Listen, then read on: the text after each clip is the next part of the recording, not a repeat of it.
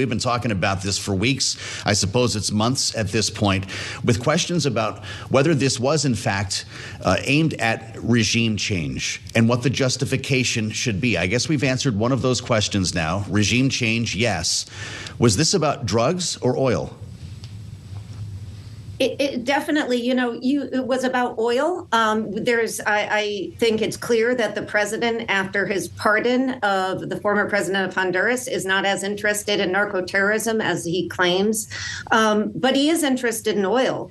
And, we've not just been talking about this for weeks or months, Joe. It has been years. I was just looking back at reports, 2017, that Donald Trump asked his aides about invading Venezuela, and they walked him back at that point. 2017, he also introduced Juan Guaido, who he said was the rightful president of Venezuela, to a rousing Congress cheer.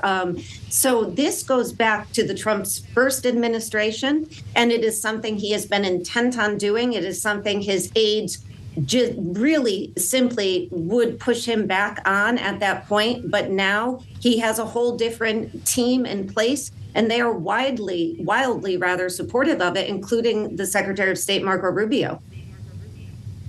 Lester, I want to ask you, it seems clear that not all members of Congress, not a lot of members of Congress, not most of members of Congress and the Armed Services Committee were notified in advance. It seems the president did talk to the New York Times briefly. They said it was a 50-second phone interview just hours after the strike. They asked him about it, and he said it, quote, was a brilliant operation. Actually, when asked by the Times if he had sought congressional authority prior to the strike, Trump said, quote, we'll discuss that. So let's discuss that. Should he have notified Congress? Does he have to notify Congress?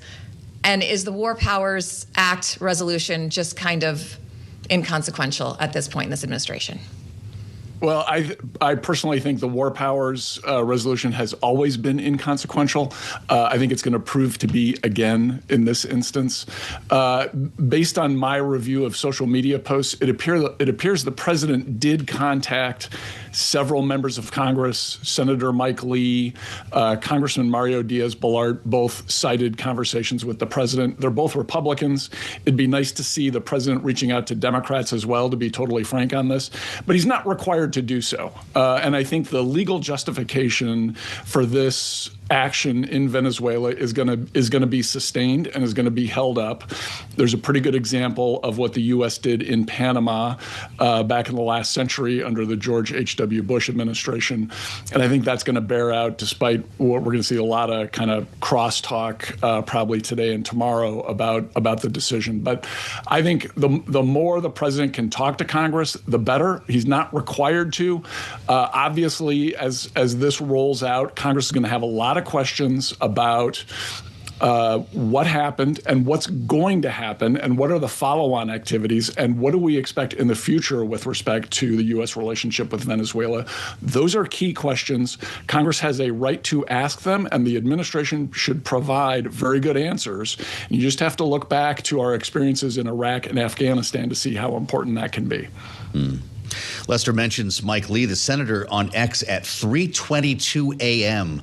I look forward to learning what, if anything, might constitutionally justify this action in the absence of a declaration of war or authorization for the use of military force. He then followed up on that post on X, Jeanne, to say that he just got off the phone with Marco Rubio, the Secretary of State, informed me that Maduro has been arrested by U.S. personnel to stand trial. He goes on to write that this action likely falls within the president's inherent authority under Article 2 of the Constitution to protect U.S. personnel from an actual or imminent attack. They were deployed to protect those executing the arrest warrant. Jeanne, is that good enough? I think legally, as we've seen historically in the U.S., it probably will be good enough. But the politics, particularly the geopolitics of this, are wrought. That we have a great military, the best in the world, and they do amazing work. And we've seen that in the last 24 hours. What the United States doesn't do so well is plan for the aftermath. And that's where the problem is. That's why in 2017, when Trump first broached this idea, idea. His national security advisors pushed back on it. And, I think the general raised an excellent point, and I don't think it's far afield. We had Xi Jinping just on New Year's talking about this year as a year of reunification for China and Taiwan. We have these testing of these blockades. What does this say to the world? That the United States has gone in and removed the sitting president, one we didn't like, but the sitting president of another country militarily, without even informing their own Congress. That is enormous political ramifications. So while I think legally it probably will be justified, I think that the long-term implications for the United States are broad, and nobody knows this better than Donald Trump, who made his foreign policy name pushing back on what the United States did under George W. Bush with a lot of criticism, and he was right on that, and he's wrong on this. Lester, what about that argument? Because there are some rumblings that one of the motivators behind this could be this idea of spheres of influence, right? You've got Putin saying Europe is his territory, to the U.S., leave us alone. You've got Xi saying Taiwan, Asia is our territory, leave us alone. And now you've got Trump saying this is in his backyard. He wants to take control of something that's close to the U.S. Do you see this having a knock-on effect, as Jeanne was just talking about?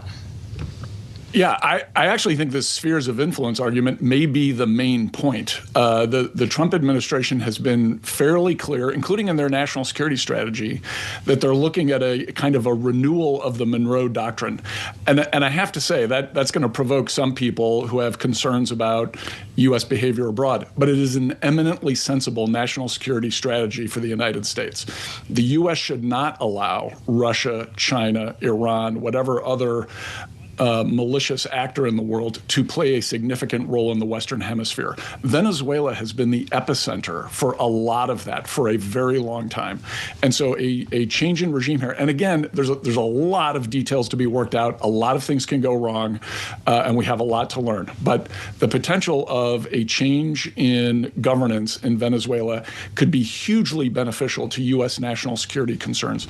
Letting China and Russia in particular play a role in the economics of our hemisphere is a very bad idea for the United States. So at this level, it's a very pragmatic, responsible approach to U.S. governance in the region.